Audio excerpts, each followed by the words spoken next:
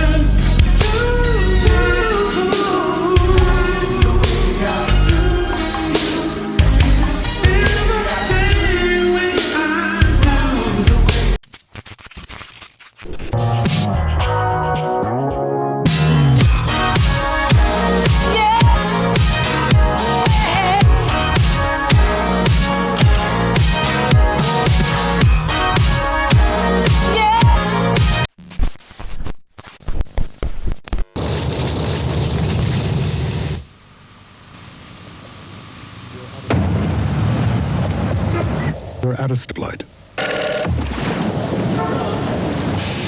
It will last 20 seconds. This may be the only time some people ever see you. How do you want to be remembered? To achieve a feeling that no other car has.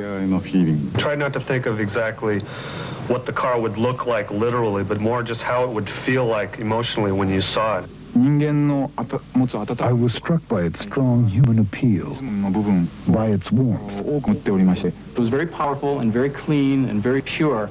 It creates a desire to touch, to drive it. One thing that was so surprising for me was the animated, come-to-life, almost animalistic feeling that the car has when it does move. I think it's really going to stimulate the rest of the designers in the world. They're going to wonder, how did we achieve these shapes? We've given birth to an original style, unlike anything that has come before it in the world.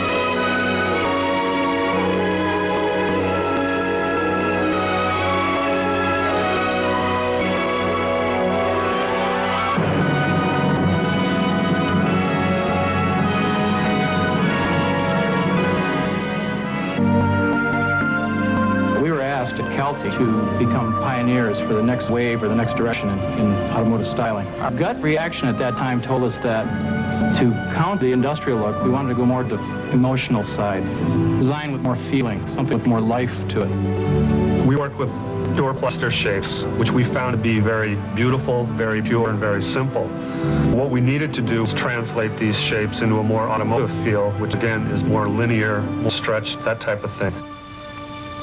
What we did was we took photographs of these kind of amorphic organic images and we transposed them to a slide. We shot the slides onto a projector and stretched that image. And I realized, this is it. This is the Lexus Coupe. And that was it. I called Dennis in and I said, you got to see this.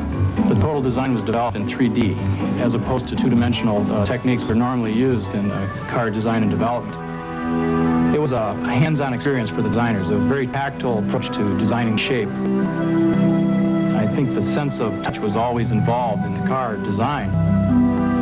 He had pulled a fender line through the car, a single motion, but at an undulating motion that was very beautiful and very powerful. And he said, I think this is it, Dennis. He said, I think this is the essence of this design. So by not using traditional two-dimensional design techniques, we were able to maintain that continuity of feeling, the emotional expression from the original sketch all the way to the final model that we released at Toyota. When we finally did take that proposal to Japan, it was kind of a nervous situation for us because Mr. Okada, chief engineer, had come 6 months earlier and seen that model and not liked it at all. And when he pulled the cover off of it, his eyes lit up and he had this big smile on his face. He said, this car is very beautiful. I was very surprised. This design had a sense of style that was not modern and contemporary, but felt nostalgic, elegant, and classic as well. My first impression of the coupe was that it was very refined, and that if developed the right way, it would be an outstanding vehicle. The Kelty prototype gave me a strong sense of the designer's unique taste. And I was afraid that if someone else continued to develop the design, the car would lose that feeling. I didn't want that to happen. So I decided to take Mr. Louis to Japan. I remember sitting up in my hotel one night, about 2 a.m., looking out the window and seeing all the lights on in the engineering building. And I kind of said to myself, well, if anyone can do it, GMC is going to try. The coupe had very distinctive and sensuous body lines. Conventional stamping methods just can't produce those kinds of lines. But our production engineers in factories began developing sample dies. They tried and tried again until they were able to produce this sexy car. I think that this is something other manufacturers can do, and is unique to Toyota.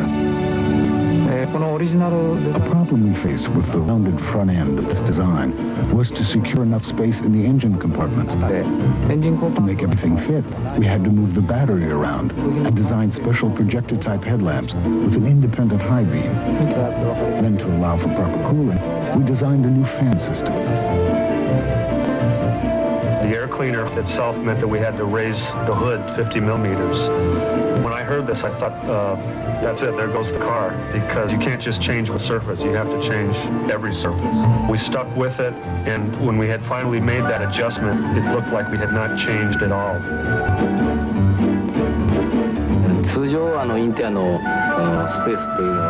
The usual automotive interior is a square space, like this. But the exterior of the Sport Coupe has a very unique, rounded style. So our interior design staff wanted to extend this feeling into the interior. The interior needed to have a luxurious feel, yet the design needed to say high performance. The engine and transmission communicate the feel of performance and luxury to the driver through the steering wheel and instrument panel. If I were to describe the interior of the LS400 as a refined, sophisticated suit, then I would have to say that the SC400 interior is like a luxurious leather jacket. A sport coupe must have great style, but the mechanical components, which are an extension of the style, must provide great overall performance. 車としてのパフォーマンスだと思ってます。 I was to evaluate it amongst other cars in that class, the Mercedes 300 CE, 535 BMW, the Legend Coupe, and so when we arrived at the test facility, I was pretty excited to see what they had come up with. It was nothing of what I expected. I mean, it was completely different. It was really a car that you wanted to own or look at or just go up and touch or drive. I mean, it just had those direct lines to it. It was very comfortable, but it felt like the seat wrapped around you a little bit. You felt like, hey, this is a car that I'm feeling right sitting, and I want to drive it, and I want to drive it fast.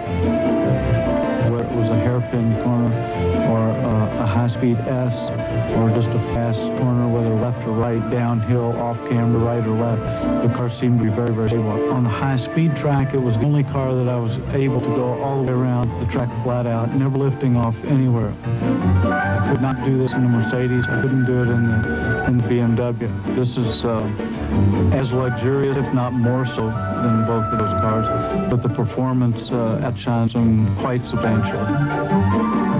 Something that I find very exciting is that TMC and production engineering never killed the original idea from Calty. Even though this was the most difficult to produce, it is the least compromised design we've ever executed.